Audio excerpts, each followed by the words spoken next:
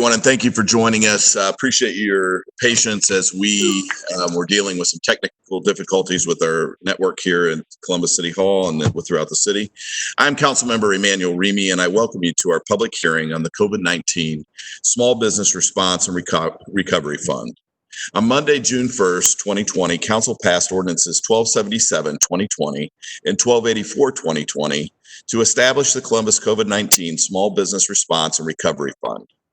It is a $5.5 million loan and grant program created to help small businesses in Columbus get through the challenges of COVID-19. The intention of the public hearing is to learn more about this small business fund, how it works, and how to apply.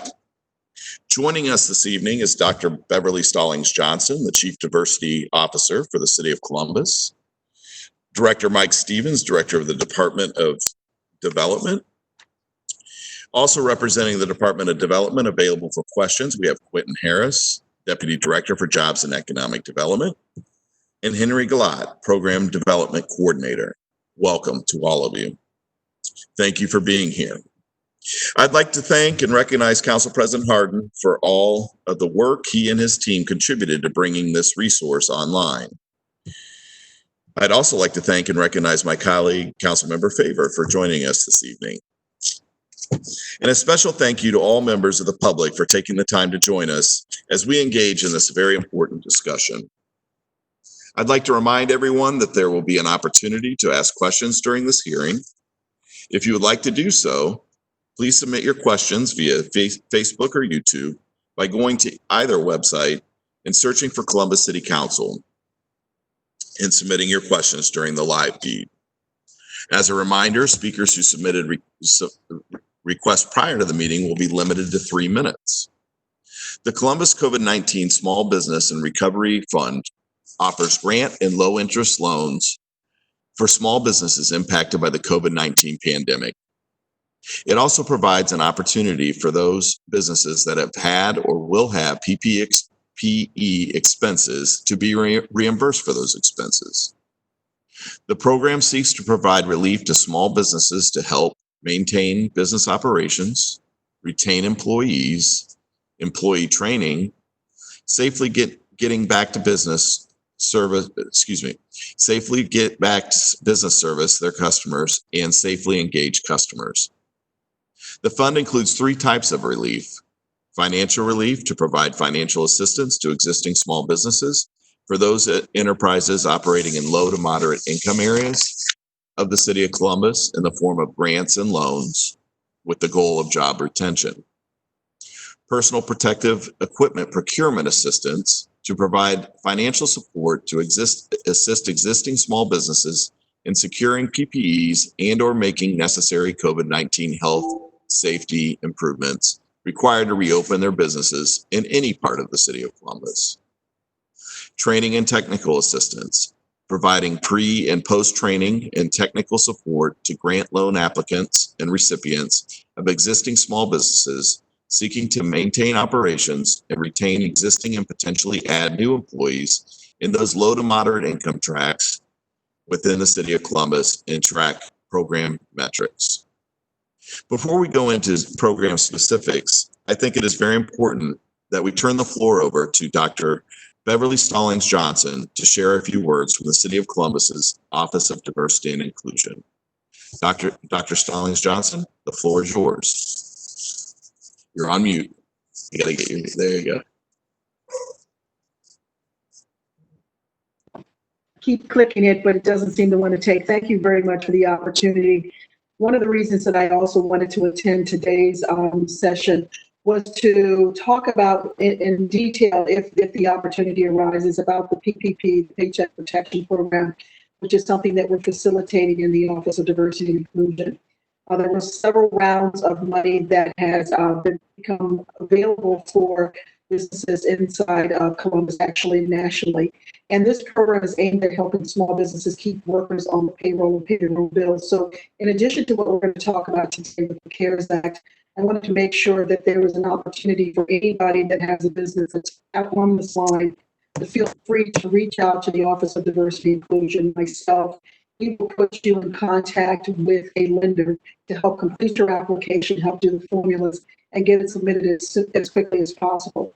There's still $167 billion available on the table for companies that want to keep their workers on payroll and pay their own bills during the pandemic by providing businesses with fewer than 500 employees forgivable low interest loans, and that's what Michael was talking about as well. So there's several things that we're looking at, but I did want to bring the PPP, the Paycheck Protection Program, conversation back to this session as well. So we didn't forget about it. Thank you. Thank you, Dr. Stallings Johnson. Are there any questions from my colleagues this evening? Waiting for the director to get back.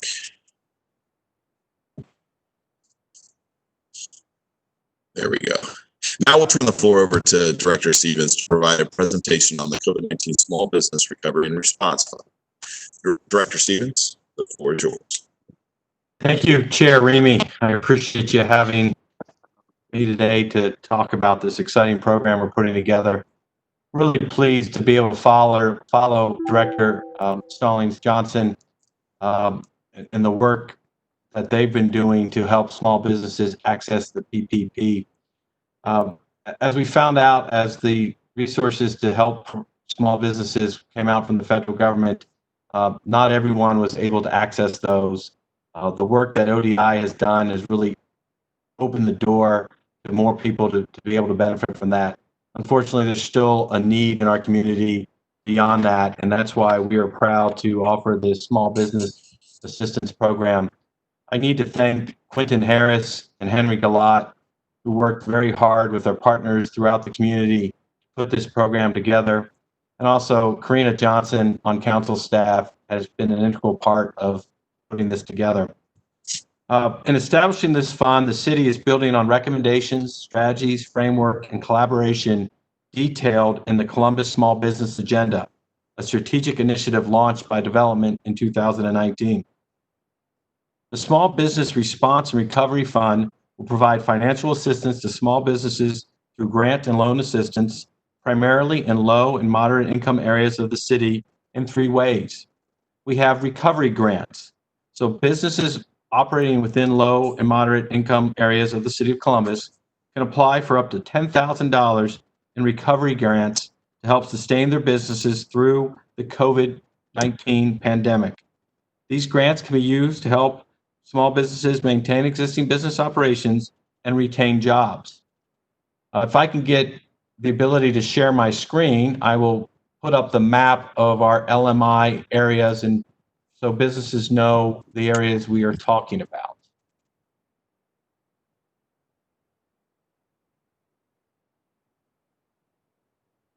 Hopefully everyone can see this map. On the website we're building to accept applications, this map will also be available as well. Just to put in context, what does low, moderate income neighborhoods mean? It means those neighborhoods where a family of four has an average income of $62,400 or less. Really, these are these opportunity neighborhoods we have throughout our city that have not seen the same level of investment in previous years as other parts of our community. It's a way to drive investment and encourage that neighborhood level success of our businesses. The next program is the Small Business Return Safely Grants for personal protective equipment and facility improvements. The city will also provide assistance up to $5,000 with a one-to-one match requirement in return safely grants to assist existing small businesses in securing PPE and or make the necessary COVID-19 health and safety improvements that are required to reopen their businesses in the city of Columbus safely and responsibly. This grant is open to all small businesses located in the city of Columbus.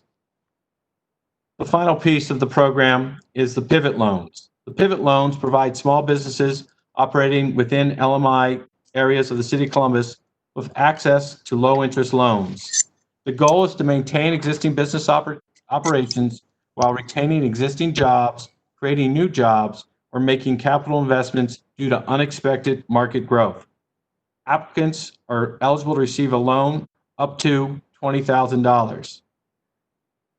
All these programs are structured to help existing City of Columbus businesses with less than 25 full-time employees, with an emphasis on micro enterprises with fewer than 5 employees, sustain operations, and aid in job retention.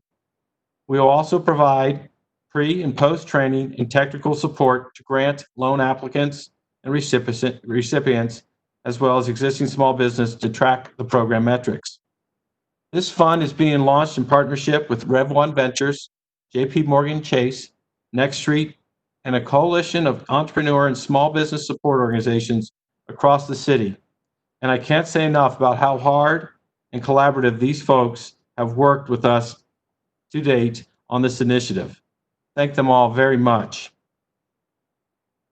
We also have partner organizations that have been selected to provide neighborhood-based resource navigation and referral services to assist businesses in qualifying and quantifying their needs. Partners of the fund include the Columbus Urban League, Columbus State Small Business Development Council, the Columbus Chamber, the Ohio Minority Supplier Development Council, RL Underwood and Associates, YMT Consultants, and Enterprise Community Development Institute. We're also working with our NCR districts, so the Parsons Area Merchants Association, the Long Street Businessmen's Association, the Greater Linden Business Network, the Hilltop Business Association, the Mount Vernon Area District Improvement Association, the Columbus Empowerment Corporation, as well as the Franklinton Board of Trade. I'd like to thank all those partners for assisting us in helping small businesses work through this process. Starting Tuesday, June 9th, we will have our website to receive applications will go live. I will share what that looks like now, and it was constantly being built between, there you go, between now and June 9th. You can go to columbus.gov/development. At the top of the page will be the link to this website, and it has details on the program, who you can work with, and how to apply. With that, council member, I will open it up to any questions.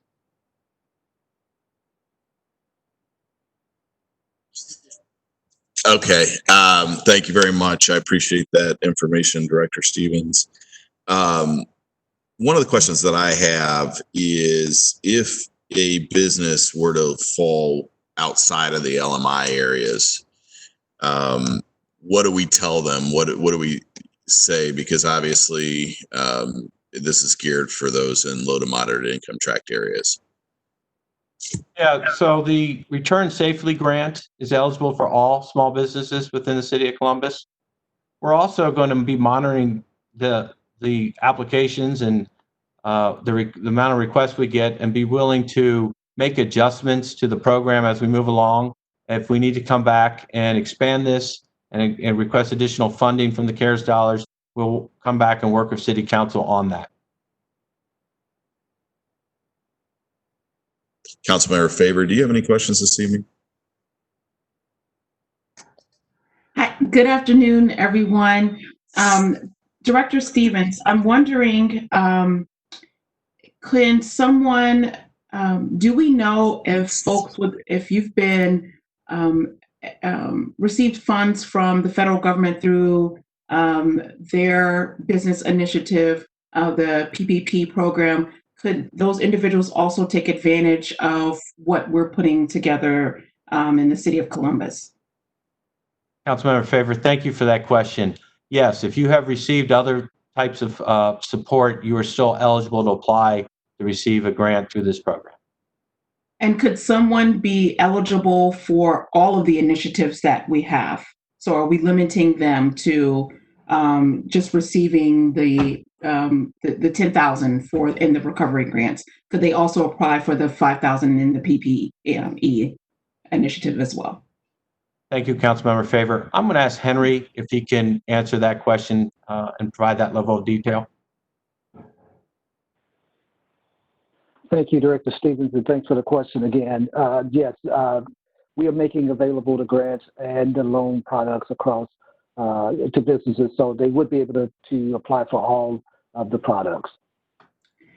And thank you, Henry, for that. And then I'm wondering, just given the what's happening in our community right now, how are we ensuring that folks in these areas know that these dollars are available to them?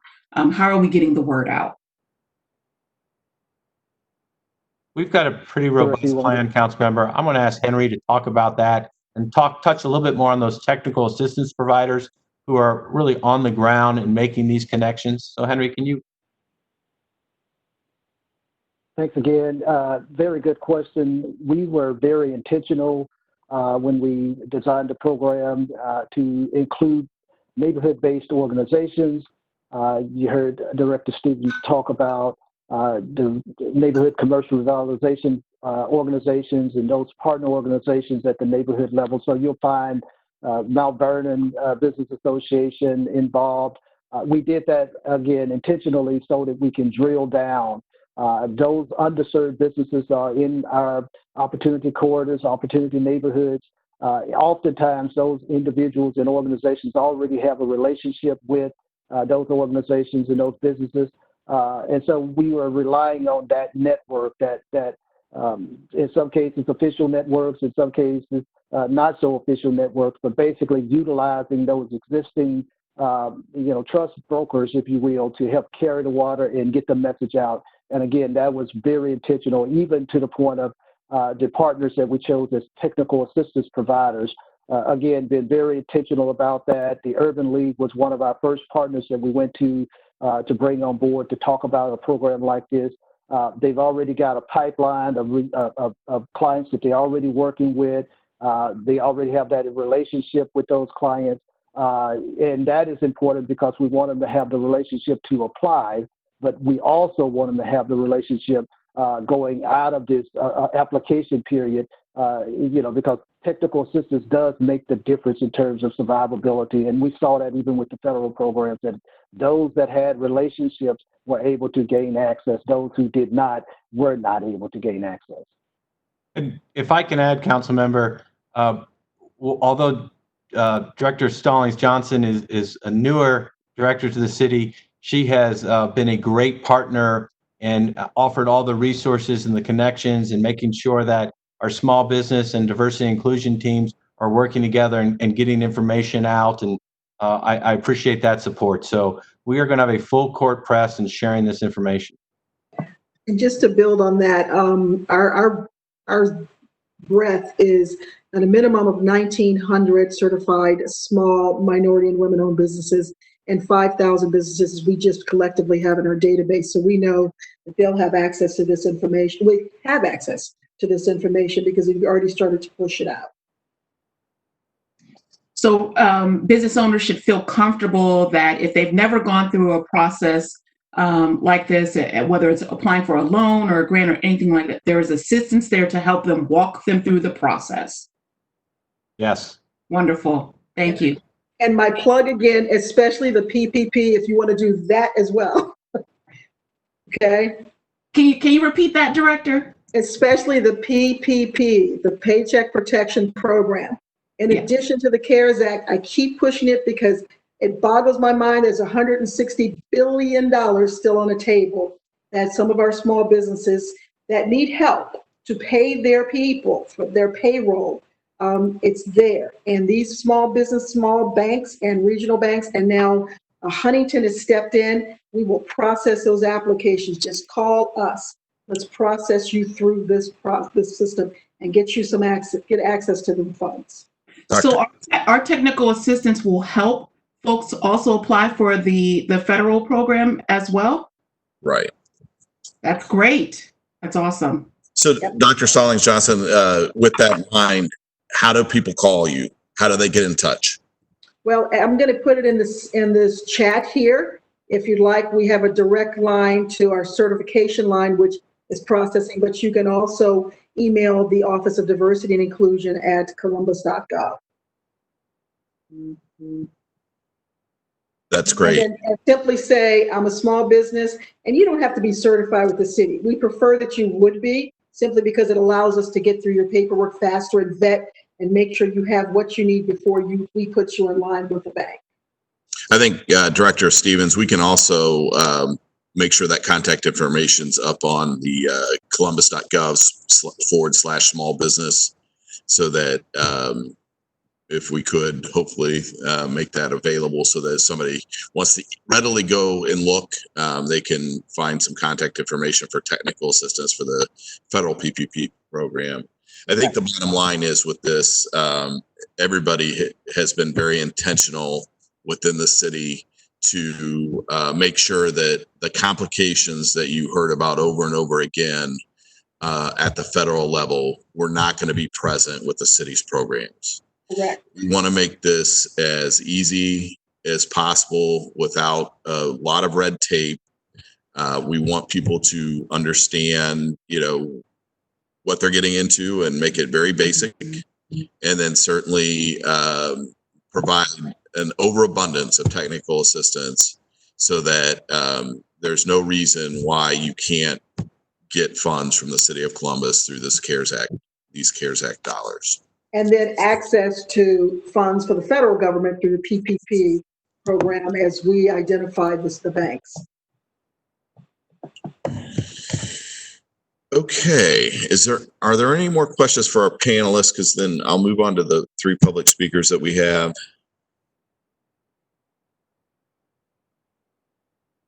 All right, we do have three public speakers this evening. I'm gonna call on our first one. We have a reminder to our public speakers that we limit you to 3 minutes to speak. But our first speaker is Curtis Davis, and he's representing the Parsons Area Merchants Association and the Southside Area Commission. So Curtis, welcome this evening. We look forward to your comments in regards to this program, and invite you to go ahead and speak. Okay, can you hear me? Yep. Okay. Good afternoon, Chairman Remy, Councilmember Faber, city staff and residents. I'm Curtis Davis. I have several hats in reference to small business. First as the business, a large commissioner for the Southside Area Commission, and also as the VP of Parsons Area Merchants Association, and foremost CEO of ICS and TrueQ Digital Media Network with our offices here in downtown Columbus. The last several months have been somewhat of a challenge since we provide fire security and telecommunication services to our clients here in Central Ohio and across the country. We had to be up and running 24/7 with no shutdown, and we don't have that as an option. We feel for those people that had to completely shut down. In fact, we did get PPP funds to keep the operations going. Our city is currently in a crisis with COVID and also issues affecting our Black and brown members of our community that are being left out of the conversation. I hope this is one part bringing them into the conversation and to the table. But like a lot of things that happen here in the city of Columbus, we will overcome, we will grow and learn and build our city back, and we'll have hopes of brighter days ahead soon. And I know, because that's the Columbus way. So today I'm here to support Council Actions 1277-2020 and 1284-2020. Small business is the lifeblood of the community, including here in our hometown of Columbus. I would encourage Director Stevens of the Department of Development, which till now I have not had the ability to congratulate him on his permanent appointment as director. He has shown the ability to engage and explain why the city does what it does. And we are growing stronger as Columbus because of that. So together with the engagement of the diversity the Office of the Diversity Inclusion, I would lend my support to help seeking out those small businesses in our African American communities, along with those in the LGBT and other minority communities, in order to give them the lift up that they need and funds for them to thrive and rebuild back and help grow their small businesses here in Columbus. And we should not stop there. We should start to look at other ways of adding more funds to our small businesses here and now and in the future, since they generate a lot of the funds that the city uses for other city services and funds. I'm proud of our city staffers who every day in making Columbus a better place for all as the mayor says, the greatest American opportunity city in the world. Thank you, Councilman Ramey. If anybody has any questions for me, I'll be glad to answer them.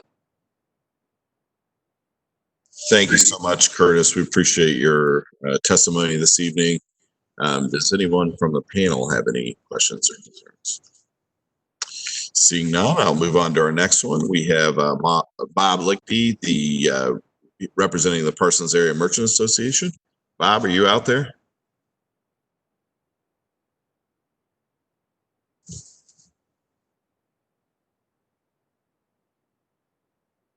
I see him. I don't hear him. I'm trying to unmute it here, and I'm not sure what is going on. So. Can you hear me? I hear you now. Okay. We're good. Thank you.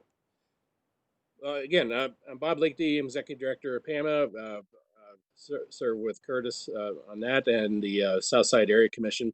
I am talking here really as an individual tonight, just because our group hasn't voted on specifics or whatever. But I can't tell you how enthusiastically I support this fund and these efforts.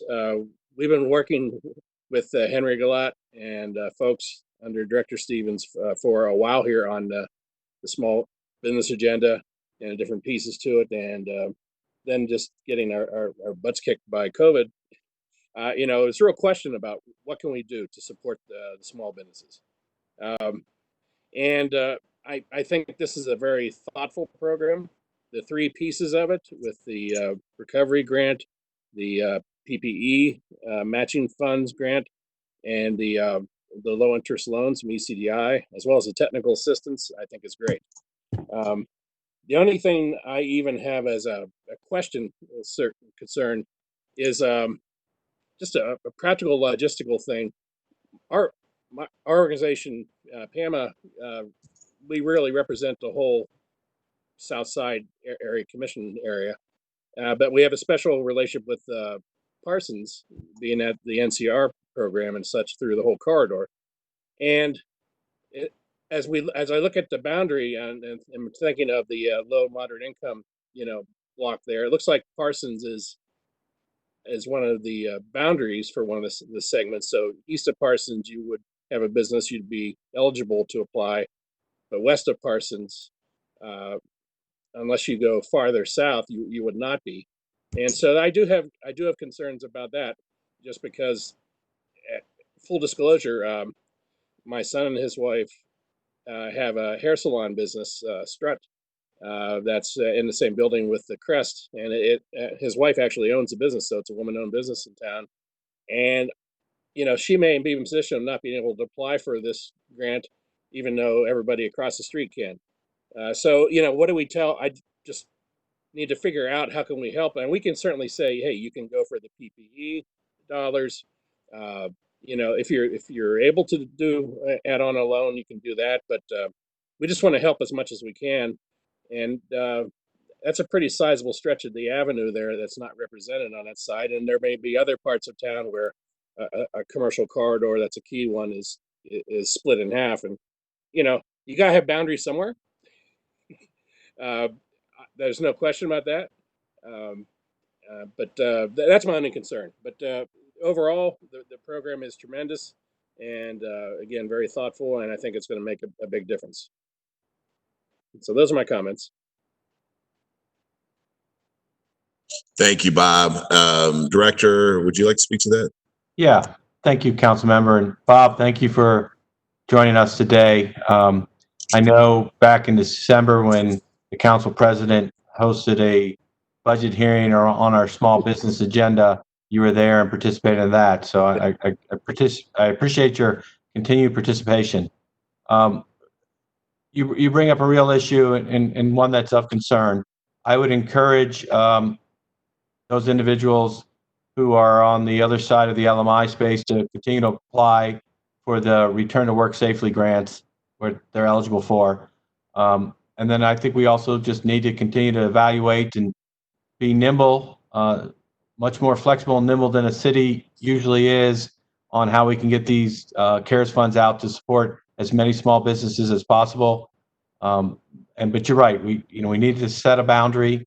It was important that we focus on those areas of our community that have been disproportionately impacted by COVID-19, as well as that have not seen the level of investment in the past, and using the census tracts around the low and moderate income area that HUD provides was a great way to start to differentiate that. But I appreciate your feedback, and it's something we'll continue to look at. Thanks, Director.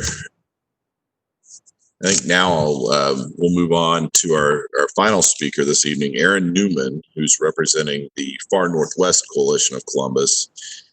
Aaron, are you out there? I'm here. Can you all hear me? Yep.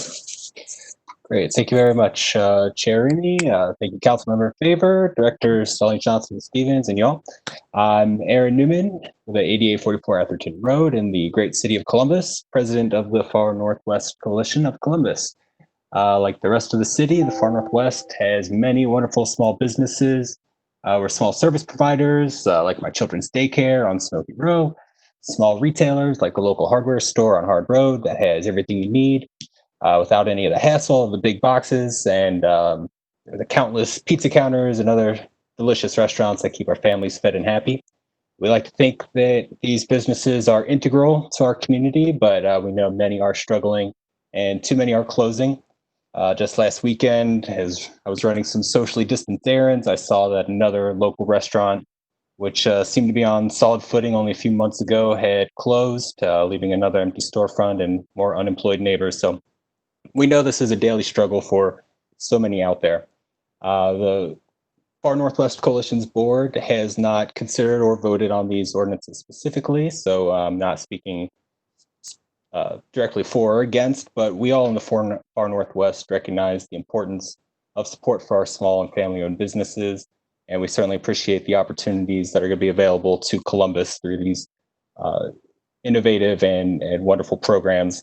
And I provide technical assistance to government grantees as part of my day job, so I definitely appreciate that aspect is also included as some of these folks are starting the application process.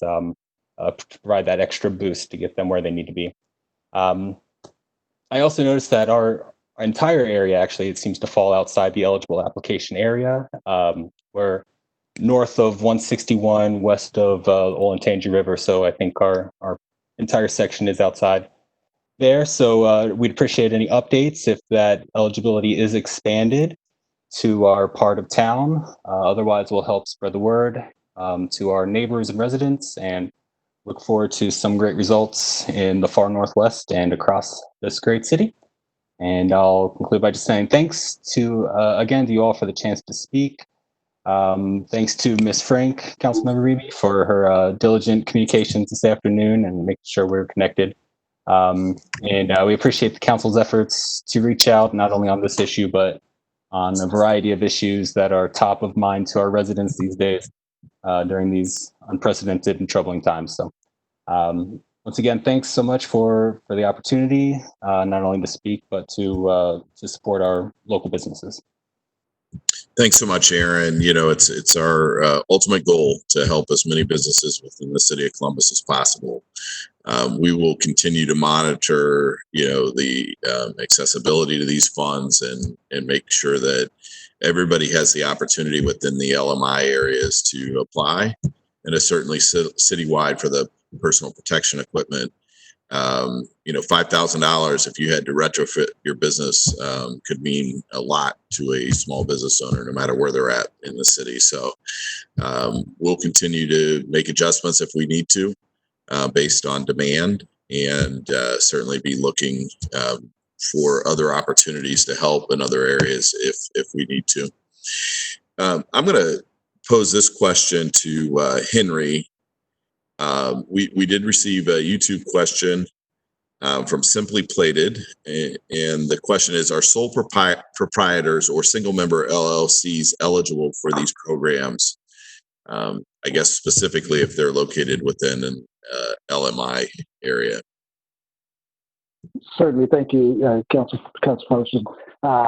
Yes, they would be eligible. Sole proprietors would be eligible. We are, again, attempting to try to reach as many businesses as we can. We do know that a lot of our African American businesses are operated as sole proprietorships, as you know, and that includes consultancy firms and the like. And so, definitely want to reach out and make sure that they were included, as long as they're in the LMI business track. So, Thank you, Henry. I appreciate that. Do we have any other questions this evening, Jeffrey? Lucy? Any other? Doesn't sound like it. Any other comments that this evening from the panelists here today? Quentin, you didn't get a chance to talk, but you're here. So no, it's quite okay. The only thing I'll add is, as the director said, the website will be updated on a daily basis, providing more and more information to our residents and potential applicants. So please check that website on a daily basis, as you'll see more and more information posted in anticipation of the January 9th launch. June. I'm sorry, June, yes. It's pretty clear none of us are quite uneven. So yes, thank you. Yes. So we appreciate all the hard work that you guys put into this to make sure that this was up and running in relatively short order. We certainly have the ultimate goal of getting these dollars out the window or out the door as fast as possible. So with that, I want to thank our speakers this evening, Dr. Stallings Johnson, Director Mike Stevens, Quentin Harris, Henry Galat. I'd also like to thank Councilmember Faber, Council President Harden for all their support this afternoon. I'd like to thank the viewers for joining us this evening and also recognize the hard work that went on behind the scenes by Angela Burks, Mark Carter, and our CTV production team for helping us with the logistics of meeting tonight. These broadcasts will be available and will be rebroadcast throughout the coming days. We'll make sure that the feed is up. We did have some technical difficulties, and so we'll be working to resolve those for the future. But finally, I'd like to thank my team, Jeff Carter and Jeffrey Carter and Lucy Frank. Couldn't do it without them. They really are what make things move along as well as they do. And so I'm very appreciative of having their support, as well as other members of our council team, including Zach Davidson, Linda Copobianco, Lee Cole, David Miller, Matt Erickson, Karina Johnson, Andrew Dyer, and lastly, Hannah Reed, the Assistant Director of Development. This will conclude our hearing this evening. Have a great evening.